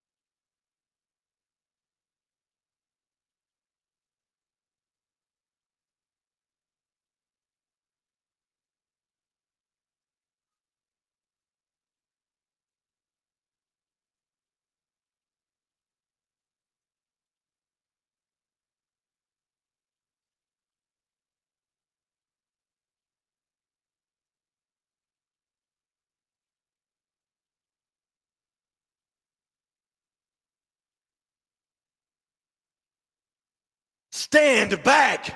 There's a hurricane coming through. Paul Kuharsky from paulkuharsky.com with us for the next hour, talking all things Tennessee Titans, brought to you by Jimmy Kelly's Steakhouse and Seal Master. PK will be with me tomorrow on the program as well, so looking forward to that. PK, we talked a lot about Cam Ward yesterday, as Rexrode joins us now in a bucket hat and a full pair of sunglasses, so he's prepared on the video stream. Nobody's finding him. Nobody finding him. So you came out with a piece yesterday at paulkuharsky.com highlighting the fourth quarter and how Cam Ward went from, I believe, 38% of his passes being completed through three quarters to 72.2% in the fourth. And there's a lot that's gone into this. I mean, you were texting back and forth with Orlovsky yesterday about some things that he said on film, and we went through Orlovsky's tweet about how he's basically like, man, go look at the Cam Ward film. It's really good. He's going to be a top 8 player at the position easily. So as you kind of worked through this, what did you discover about Ward and what the differences were from a pretty bad three quarters into a fourth quarter where you're talking 193 yards and a completion percentage of 72.2%? I mean, he does downplay the difference. Callahan told him at half, just all you got to do is put your eyes where they're supposed to be, make sure your footwork matches it, and just throw the ball. That's the simple directive from the Titans. Like, what throws him off of that? Well, first and foremost, rushers, right? The rushers throw you off of that.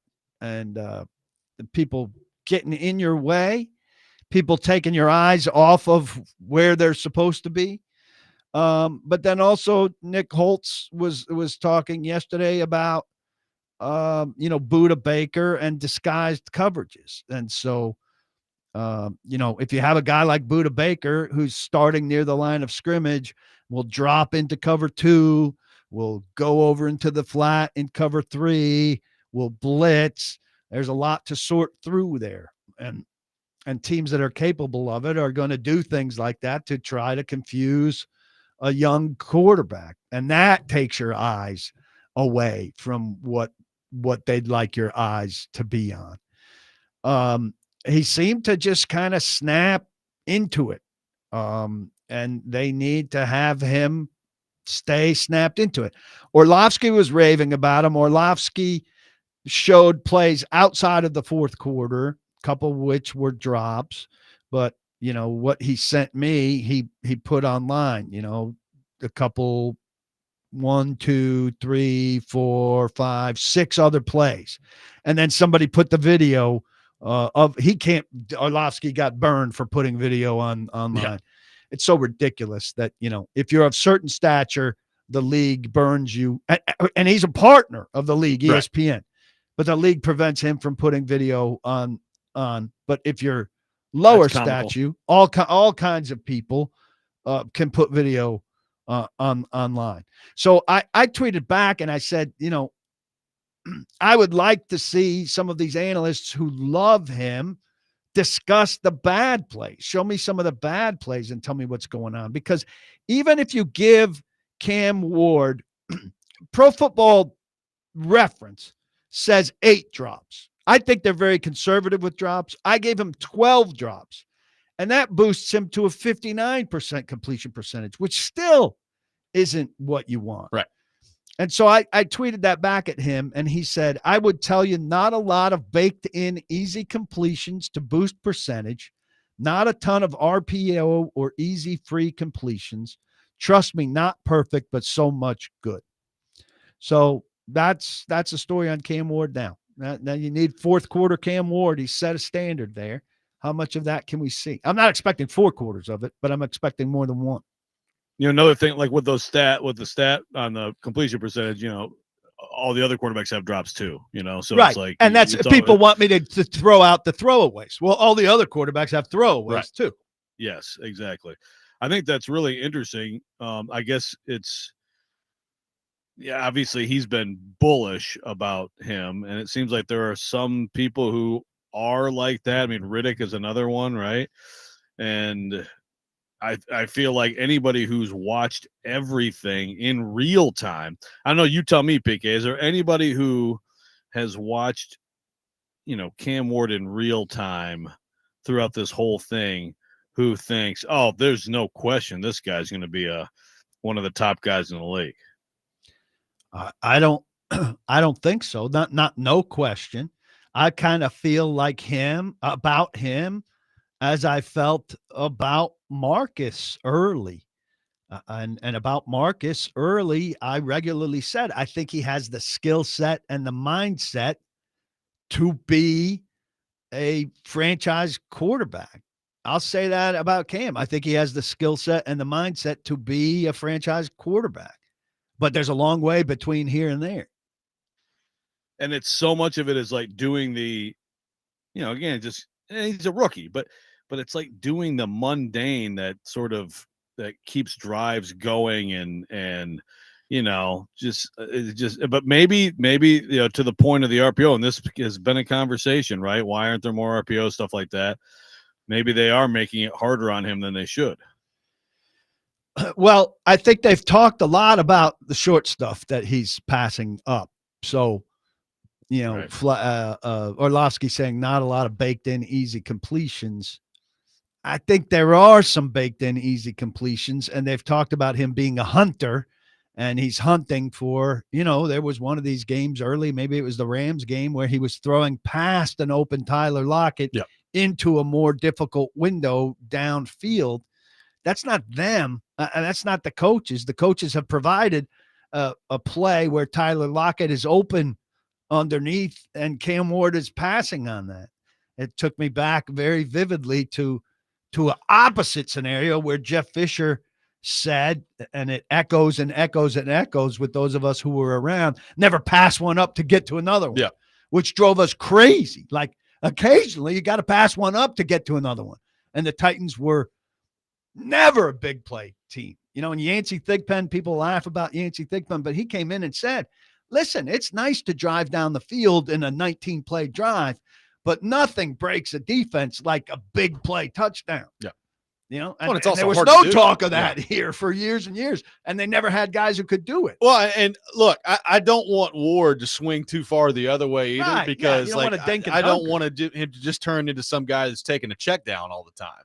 But I do, if you're going to move the ball and you're going to score points on a consistent basis, sometimes that does come down to taking what the defense gives you. And the hunter part of his game is great. But I think one thing that is going to be interesting to watch the rest of the year is how much progress does he make on taking what's in front of him, as we watched before. But I'm with you. I like the hunter mindset. You just got to know when to use it. And I think he's still learning that. Yeah. And then to Joe's point, early on that stuff, right? Yes. But having the success he had in that fourth quarter, I think is reaffirming in a lot of ways. And I'm sure this week, thematically, they're talking to him about all the things that went well in that game. But if he comes out and Max Crosby is in his face 3 times in the first quarter, a lot of things change. No doubt about it. So you said yesterday you feel good about Latham playing this week against the Raiders. We'll see what that looks like as practice goes on this week. But look, I've said it many times throughout the offseason, and unfortunately we just haven't had a chance to see it so far this year. The expectation for him should be not only to be a good right tackle, but to be a great right tackle. At the end of the year, they need to be talking about him being a great player for them at the right tackle spot. So, we know the weight that Jeffrey Simmons has lost and what he looks like. Obviously, J.C. Latham did similar stuff this offseason, lost some weight, got his body in better shape. What should the expectation be right from the jump? Yeah, it's not going to be Simmons caliber. Obviously, he's not a Simmons caliber player. Hasn't been, and only been in the league a little while. But yeah, the hype train was going on J.C. Latham in the preseason. And look, the Titans have had 2 pretty good offensive line games. You come out of that game with the win, and everybody's now hunting for the positives, understandably so. And one of them is, hey, the offensive line the last 2 weeks has looked better. Is this the beginning of something? And you hope it is. But the Max Crosby is the kind of guy that will feed you a setback if you're not ready. And we know that Dan Moore has problems with big time pass rushers. And sometimes small time pass rushers. Yeah, and sometimes small time pass rushers. But particularly, they gave him the pass on, he plays in a division with TJ Watt and Myles Garrett. And they made it like, we don't see those kind of guys over here in this section of the NFL. Yeah, you do. Here comes one who's, right up there. And so to me, that's a big key to this one. You got to find ways to stop him. And, what's your faith meter on that based on the fact that they had two pretty good games? I am still Arizona, the gift of Glendale does not convince me that the Titans' problems are solved. Are things getting better? Yes. Is Max Crosby the kind of guy that will show us if that really means something, or if it's going to be a jagged line as opposed to a steady incline? Absolutely. Well, more with Paul. Go ahead, Joe.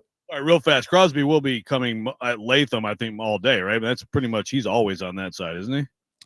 Almost. Yeah, I think so. But also, I think, they're going to look at where the Titans' weaknesses are. And if he's not blowing up Latham, I don't know why they wouldn't say, well, Dan Moore's pretty weak over there. Let's open the man door. Let's go look. We'll have more with Paul Kuharsky coming up next. Take your thoughts on the Titans. 615-737-1025. Robby and Rexrode, 1025 The Game.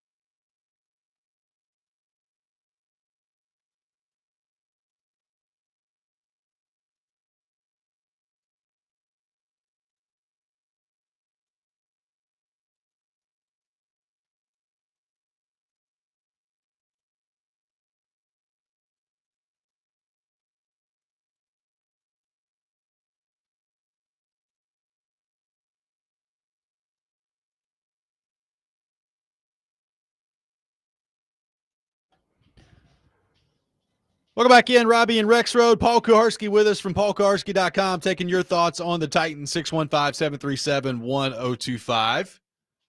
PK, you spoke to John Fossil yesterday, who said he did not have concerns with Joey Sly. We talked a little about Joey Sly yesterday and the run that he's on right now. Now, he did bounce back and kick the game winner.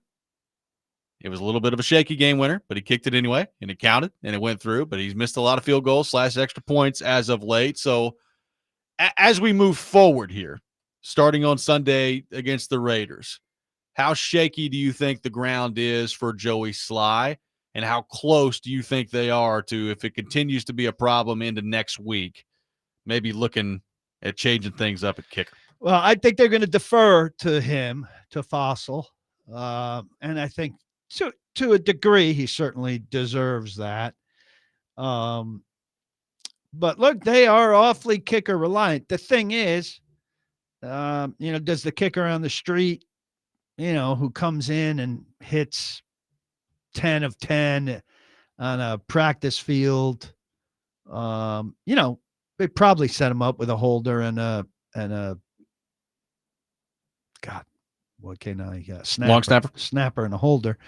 Football, does that? Yeah, and a football, K-ball, yeah, and a K-ball that they get into the game. Maybe they do the whole operation. Does that tell you that this guy's going to be better? I think you want to avoid the carousel if you can, no doubt. And Sly at his best has been superb. So I think you do everything you can to work him out of it. This missed extra point, he hit super fat and took a big chunk of grass. So it's a different kind of miss, but it's a miss, and it puts you in a bad spot. That you got to get every point you can when you're scrambling for a comeback like that. So he really needs a clean game where he takes everything that they can get from him.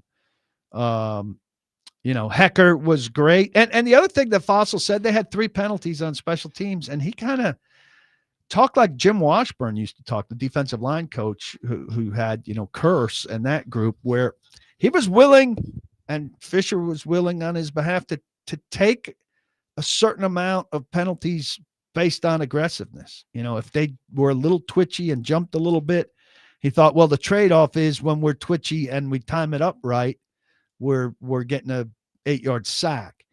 And Fossil said, we're willing to take a couple penalties out of competitiveness and aggressiveness. So that's interesting.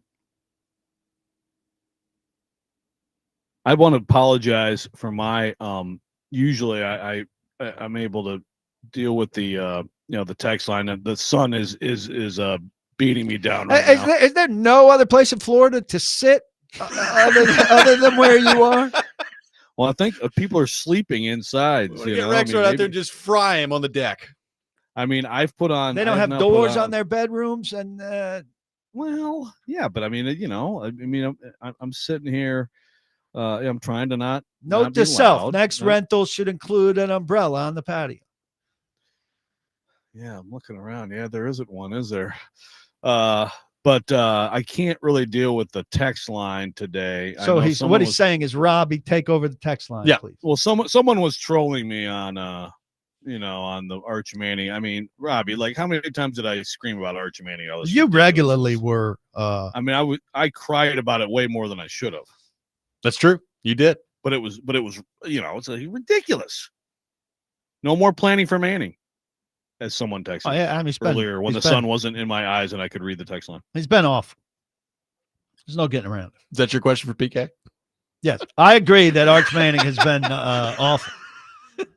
And also, I don't understand how you could pick Penn State to win a national championship. He's a choker. And the idea that you think James Franklin would leave of his own volition tells me you don't really know James Franklin. I mean, that's the proudest, cockiest man. I mean, if he thinks there's a job better than Penn State, which I find it hard to believe, he would think he's qualified for that. He's not leaving of his own volition. He thinks he's the greatest football coach in the history of football. This happens all the time where coaches say, you know what, then I'll just go someplace where they'll appreciate me. Like Calipari just did going to Arkansas. Now he'd have to have a viable program interested in him. And I don't know what that would look like, but like if a Florida were interested in him and, whatever, Florida couldn't get, who's their dream candidate? Who is their dream God, candidate? I guess, there's talk of Gruden. Spurrier reincarnated. Places. Yeah. But he would go. He would absolutely go. I'm not saying he's going to a group of 5 team, but no. I think that, that sometimes these things get to the point where scenery, it's just everybody needs to change scenery. And by the way, this whole, this guy never done anything. How could you ever pick him to do that? Again, that's what people said about Andy Reid, Paul. That's what people said about Andy Reid for how long? 15 years? He's a great coach. He wins a lot. Chokes in the big moments. Can't win the big games. Okay. Well, now what do they say? This happens all the time. And then sometimes people actually do win the game. Oh, absolutely. But James Franklin's just I don't want to call him a loser. I dislike him severely personally. Yeah. Well, right. So you're letting that cloud your judgment. Yeah, absolutely. All right. As long as we're all in agreement then. Yeah. The guy said that you're what was it? A loser in life if you didn't take the Vanderbilt experience. And then I asked him, hey, is that kid that went to Princeton, is he losing out in life? And he couldn't face the question. He couldn't acknowledge that maybe a kid leaving Vanderbilt for Princeton actually was going to do okay. You use Princeton as an example? Well, he had a kid transfer to Princeton. He didn't have a kid. That was actually a specific example. Yeah. Gotcha. What if they went to Columbia? No, there was no Columbia involved in the conversation. What he did there is, because he's a big baby, he said, let me tell you about this trip our team took to Tanzania. And I think about this conversation once in a while. I'm thinking about it now. And I really wish I said, well, James, it was nice having you on. Take care. Click. Just hung up on him right there. It would have been just beautiful. So it felt so good. I thought we were on the same page about the conversation we were going to have. We thought we're on the same page about the conversation we're going to have, but we have absolutely no interest in talking about your team's trip to Tanzania. We wanted to talk about football and some of the statements you've made. Have a nice day. Click. We have learned today 2 people high on PK's enemy list: John Smoltz, James Franklin. We're building the enemies list. So Julia Louis-Dreyfus was on Kimmel lately, and her dad was on Nixon's enemy list. Okay. And he had the newspaper list of Nixon's enemy list hanging in their house. So she brought it to show it. Yeah. But it was so long. Like she said, he's in there somewhere, but I don't know where. But it was an enormously long list. So my goal is to have a list that long. Oh, I've got faith in you. Yeah. I've got faith that you can do it.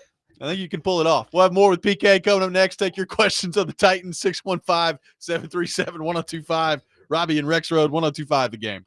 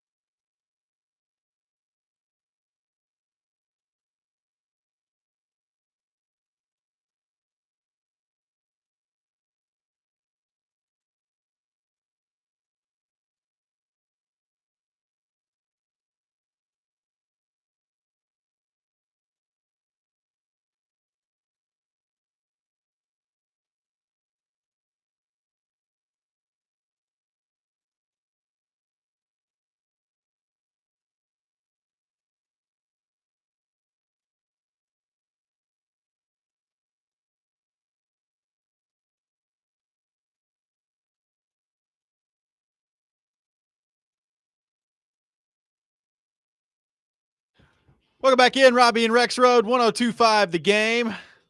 Taking your thoughts on our phone and text lines driven by WilsonCountyHyundai.com. PK with us for the rest of the show.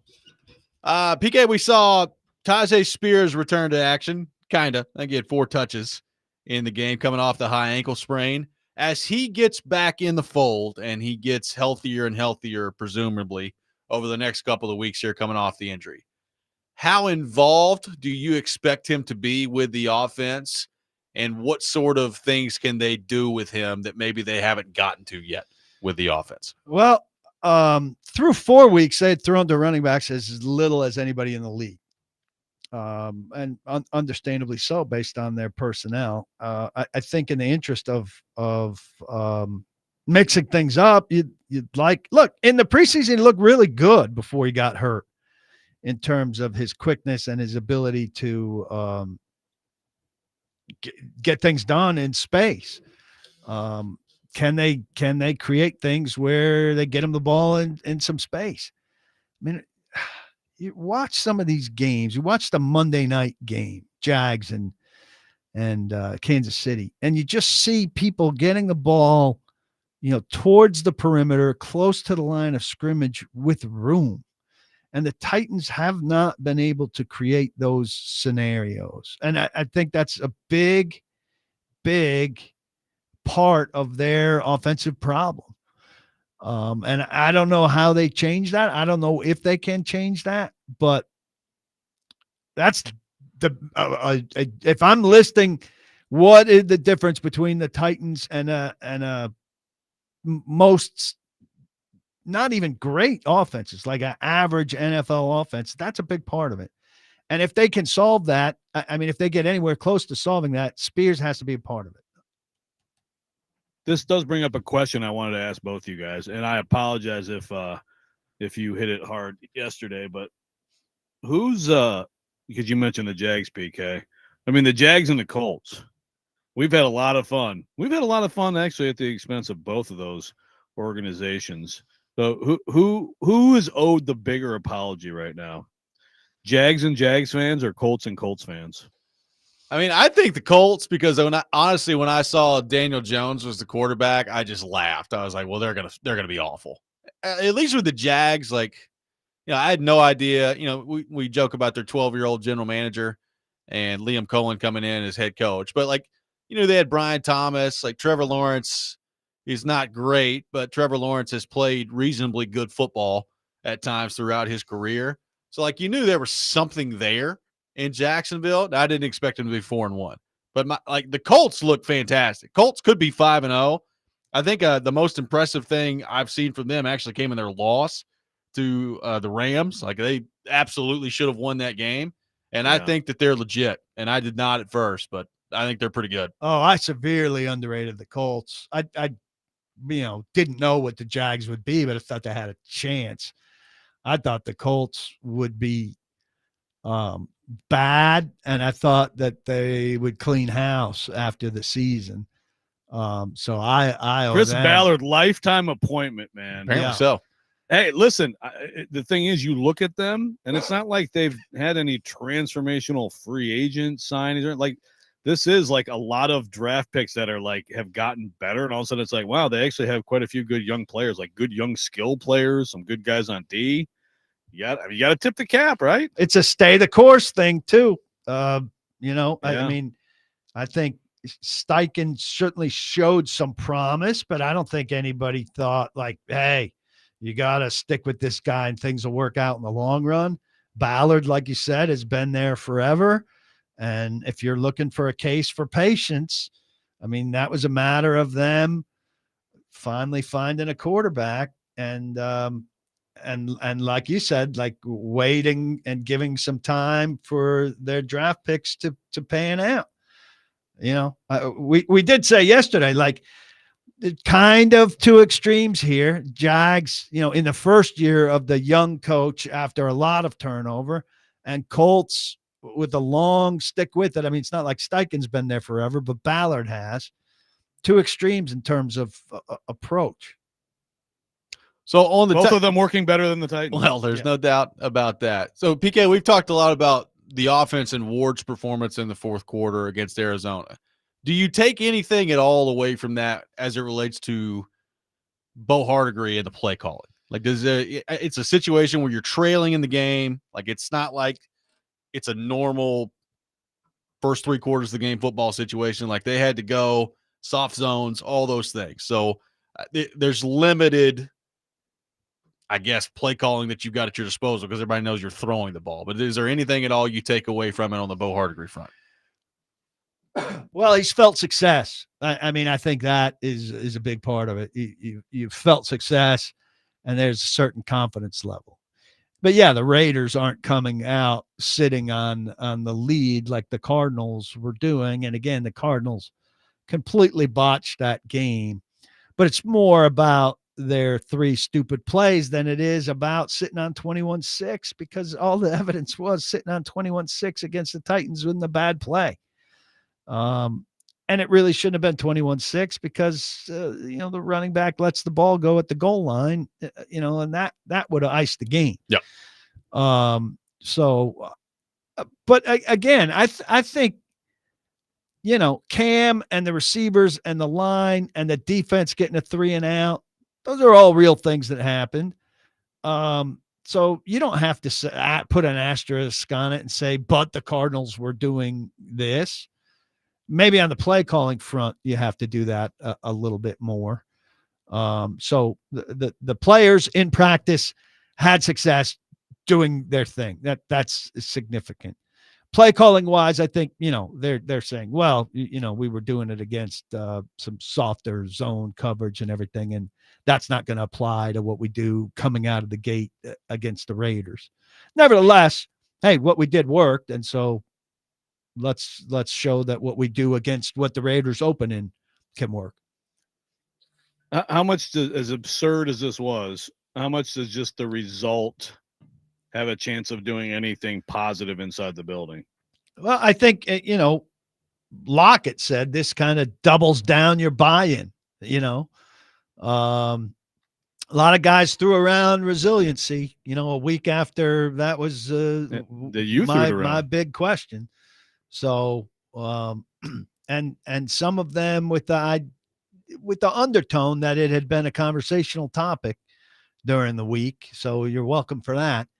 But they were resilient. Again, I hit on this yesterday. That doesn't mean they were resilient in the first 4 games where they showed absolutely no relentlessness or resilience, but good for them that they found it in this situation. And now let's see some more of it. I think that question, Joe, everybody wants to know, what does it mean for them going forward? And we're not going to find out until 3:00 Central on Sunday, what it means. And then if it means something on Sunday, then let's see if it means anything against Vrabel. Let's head to our 1025 The Game phone line, driven by WilsonCountyHyundai.com. Welcome in Andrew to the program. Andrew, good morning. Thank you for calling in. Good morning. Enjoying the conversation. I love the Titans talk, especially when we're winning. And so I have a different take, though. I think that just like the Titans lost games due to silly mistakes and mishaps, this time I look at the glass half full. We capitalized off of their mistakes. Absolutely. That's how I like to look at it. Like, yes, we crossed a bridge. The team found a way to win, and that's how you build momentum. And I also think that you don't fire the head coach. Give him time to do his job. And it would be nice if Amy Adams Strunk came out and did the same thing as the owner in Detroit did, which is come out and stand by your guy. You hire them, tell everybody it's going to be a process, and say, let's stick with it. Give him time to do his job. And that's my comment. Thank you, Andrew. I mean, I don't think she needs to do it now after a win. I think things have cooled considerably. Yeah. Now, if they go out and embarrass themselves, things kind of restart. But I think the whole cycle kind of he's bought time with that. He's eased things. But the Campbell thing, we need to, it needs to. I understand the record and everything, but like, even when Martha Ford said that about Daniel, it was not a situation where like coaching was seen as a primary culprit of the team's issues. And here they absolutely have been this year, right? Like, I mean, why? I mean, Amy's not going to say something like that because I don't think it's true. Well, number one, she's not going to say anything sticking anyway. by it. Yeah. Well, that's right. That's right. Yes, of course. But I mean, even if this were an owner who was public at times and respected the people who act as a personal ATM for her enough to speak to them every once in a while, I don't think that would be the messaging, right? Like, there's no way that's the thought inside the building. I totally agree. No, I mean, the thought inside the building is please let him improve dramatically in these categories to the point where they could be we could say they're a non-issue. Right. 615-737-1025, our phone number. One more segment with PK coming up next. Take more of your questions on the Titans. Robby and Rexrode, 1025 The Game.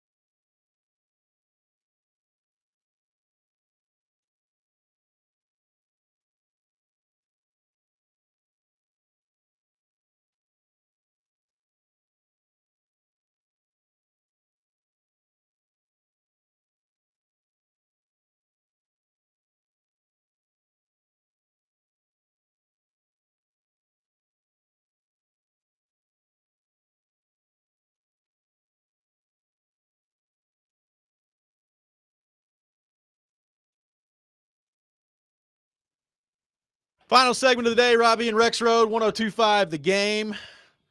Paul Kuharsky with us here on the program, taking your thoughts on the Titans. Let's head to our phone line. Welcome in Trey to the program. Trey, good morning. Thank you for calling in. Good morning. How y'all doing? Doing good, buddy. Great.